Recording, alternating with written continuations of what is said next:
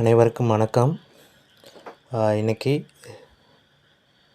சட்டப்பேரவையில் பள்ளிக்கல்வித்துறை அமைச்சர் மாண்புமிகு பள்ளிக்கல்வித்துறை அமைச்சர் அன்பில் மகேஷ் பொய்யாமொழி அவர்கள் ஒரு உரை நிகழ்த்தியதாக இன்று பல்வேறு செய்திகள் மற்றும் ஊடகங்களில் நண்பர்கள் வாயிலாக பரவப்பட்டது.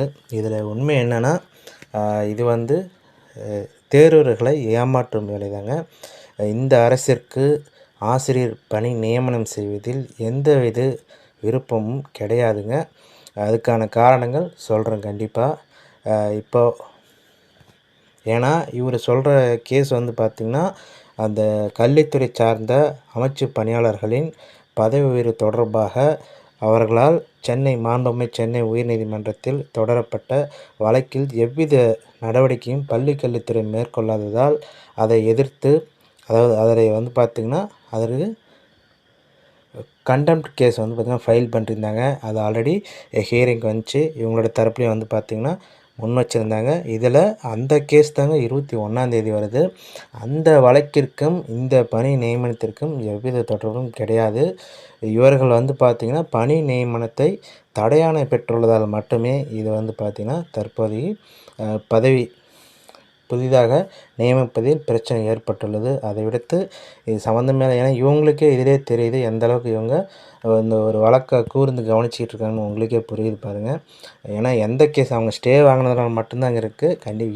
இதையும் பாருங்கள், 7வது மாதம் 2024 பார்த்திங்கன்னா இந்த ஜட்ஜ்மெண்ட்டில் பார்த்திங்கன்னா அமைச்சு பணியாளர்களுக்கு இது ப்ரொமோஷன் கொடுன்னு சொல்லியிருந்தாங்க. ஏன்னா அது அவங்களுக்கு அதுக்கு வேறு மாதிரி சொல்லணுன்னு தாங்க தோணுது.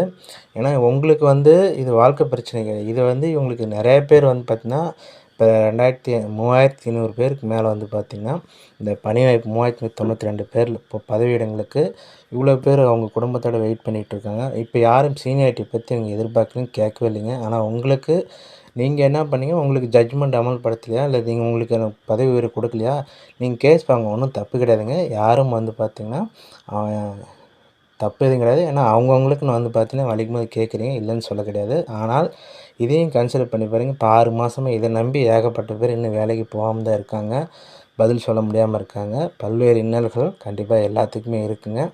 ஆனால் அதையும் நீங்கள் அந்த மினிஸ்டர் சாப் பார்த்திங்கன்னா கொஞ்சம் பசந்துக்கிடுங்க. இவங்க மூஞ்சில் கண்டிப்பாக நீங்கள் வேலைக்கு வந்தாட்டி பார்த்திங்கன்னா உங்களோட நிலைமைகள் கண்டிப்பாக கொஞ்சம் மோசமாக தாங்க இருக்கும். அதை நீங்கள் கொஞ்சம் பார்த்து வச்சுருங்க. இப்போ இது தொடர்பாக இது கூட எனக்கு பெரிய விஷயம் இல்லைங்க. இது ஏன் பழகிருச்சுன்னா, எனக்கு இந்த விஷயம் கேட்குற நிறைய பேர் பார்த்திங்கன்னா உனக்கு ஏன் இன்னும் போஸ்டிங் போல் இன்னும் கஷ்டப்படுன்னு சொல்லிட்டு. எனக்கு இது புதுசு கிடையாதுங்க. இந்த ஒரு பக்கம் தான் பார்க்குறீங்க. இன்னொரு பக்கம் பாருங்கள். இவர் நம்மளுடைய உங்களுக்கு நிறைய பேர்த்துக்கு ஞாபகம் இருக்குன்னு நினைக்கிறேங்க. நம்மளது பள்ளிக்கல்வித்துறை அமைச்சர், முன்னாள் பள்ளிக்கல்வித்துறை அமைச்சர், கடந்த கால ஆட்சியில் பார்த்திங்கன்னா இவரும் 2017ங்க. இது உங்களுக்கு அதனால தான் டேட்டோடய உங்களுக்கு எடுத்து வச்சுருக்கேன். நீங்களே பாருங்கள், நம்மளை எது மாதிரி பார்த்திங்கன்னா ஆட்சியாளர்கள் நம்மளைய வச்சுருக்காங்கன்னு புரிஞ்சுக்குங்க. எந்த ஆட்சியும் ஆட்சியை பற்றி நான் சொல்ல, ஆளுங்கட்சி எதிர்கட்சி சொல்லிங்க, யார் வந்தாலும் அவங்க தெளிவாக இருக்காங்க. நியமனத்தை எவ்விதத்திலும் நடத்தக்கூடாதுன்னு சொல்லிட்டு 2017 இதெல்லாம் பழகிருச்சுங்க. எங்களுக்கு பார்த்திங்கன்னா விரைவில்னு சொல்லிட்டு அந்த விரைவில் வார்த்தை கேட்டாவே எனக்கு அவ்வளோதான், சரி இதோட சொல்லி முடிச்சுட்டாங்கன்னு நினச்சிட்டு நான் மாறிக்கிறேங்க. உங்களுக்கு இது புதுசாக இருக்கிறதுனால தான் இப்போ கண்டிப்பாக இருக்குங்க. எந்த அமைச்சர் மாறினாலும் சரி, ஒருவேளை அந்த பதவிக்கு போய்ட்டு அது மாதிரி சொல்லலாம்னு தெரியல. இன்னுமே பாருங்கள், இவரும் ஆட்சிக்கு 4 வருஷம் முடிஞ்சுதான், இப்போ 5வது வருஷம் கடைசி வருஷம் தான் அவங்களுக்கு. இன்னுமே இதே தான் சொல்லிகிட்டு இருக்காங்க. விரைவில் 19,000 ஆசிரியர்கள் சொல்லிகிட்டு இருந்தாங்க. அவங்களாச்சும் பரவாயில்ல, 10,000 தான் வருஷம் ஆணைச்சே தவிர. ஆனால் இவங்களோட போஸ்டிங் பார்த்திங்கன்னா ரிவர்ஸில் போயிட்டுருக்குங்க. இவங்களே ஒரு தெளிவு இல்லாமல், புரிதல் இல்லாமல், இப்போ இவங்களோட மட்டும் பார்த்திங்கன்னா இவங்க அமைதியாக இருக்கிறதுக்கான காரணத்தினால தான் இது மாதிரி பண்ணுறீங்க. எங்கேயாச்சும் தகவல் கேட்க போனாவோ, அங்கே போனாவோ அவ்வளோ ஹார்ஷாக பேசுகிறாங்க. ஒரு சப்போர்ட்டிங்கும் கிடையாது.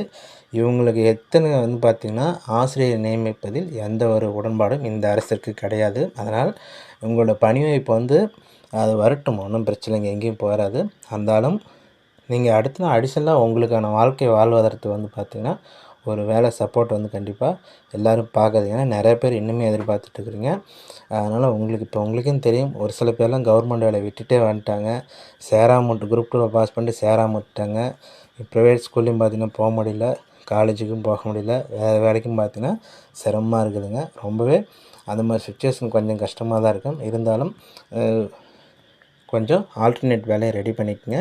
அது மட்டும் இல்லாமல் இது ஏன் இவங்களுக்கு வந்து இதில்னு சொன்னால், இடைநிலை ஆசிரியருக்கு சரிங்க இப்போ பிடி, பிஆர்டி தான் உங்களுக்கு கேஸ் இருக்குதுன்னு சொல்லுங்கள், அதை மாற்றி தான் சொல்லி கொடுங்க, கேஸ் இருக்குது. ஆனால் செகண்ட் கிரேட் டீச்சர்ஸ்க்கு என்ன அவங்களுக்கு கேஸ் இருக்குது சொல்லுங்கள். ஒரு டென்டேட்டிவ்க்கு இன்னும் விடுமுறை கிடையாது. ஏன் விட்டுட்டா அடுத்தா அவங்க ஃபைனலுக்கு விட சொல்லுவாங்க, சிவி வைக்க சொல்லுவாங்க, போஸ்டிங் கேட்பாங்க. நம்மளால் போஸ்டிங் போட முடியாது, போடவும் விருப்பம் கிடையாது. இதில் வேணால் கேஸ் இருக்குங்க. பிடிக்கு செகண்ட் கிரேட் டீச்சர்ஸ்க்கு ஏன் உங்களால் வந்து பார்த்தீங்கன்னா எந்த வித நடவடிக்கை எடுக்க முடியல, யோசிச்சு பாருங்கள், உங்களுக்கே தெரியும். ஏன்னா எய்டட் ஸ்கூல்லேருந்து சர்ப்ளஸான உபரி ஆசிரியர்கள் எல்லாமே பார்த்திங்கன்னா அரசு பள்ளிகளுக்கு நிரவல் செய்யப்பட்டு விட்டதால் பணியிடங்கள் கிடையாது செகண்ட் கிரேட் டீச்சர்ஸ்க்கு. அதை நீங்கள் புரிஞ்சுக்கணுங்க. அதனால தான் இவங்க இன்னும் டென்டேட்டிவ்க்கு விட கிடையாது, விடவும் மாட்டாங்க. ஏன்னா கண்டிப்பாக தெரியும். ஏன்னா அதில் ஒரு குறிப்பிட்டு போகனா அவங்க ஆர்ப்பாட்டம் பண்ணணும்னு சொல்லிட்டு அதனால் அப்படியே அதை நிறுத்த தான் பார்ப்பாங்க. அதுக்கான முயற்சிகள் தான் மேற்கொண்டுட்ருப்பாங்க. அதனால் கொஞ்சம் நம்மளுக்கு கொஞ்சம் சிரமம். ஆசிரியர் வேலைக்கு படித்ததே ஒரு ஒரு தண்டனை தான் பார்க்குறோம். இவ்வளோ நாள் டிலே வந்து பார்த்திங்கன்னா ரொம்ப வருத்தத்துக்குரிய விஷயந்தாங்க.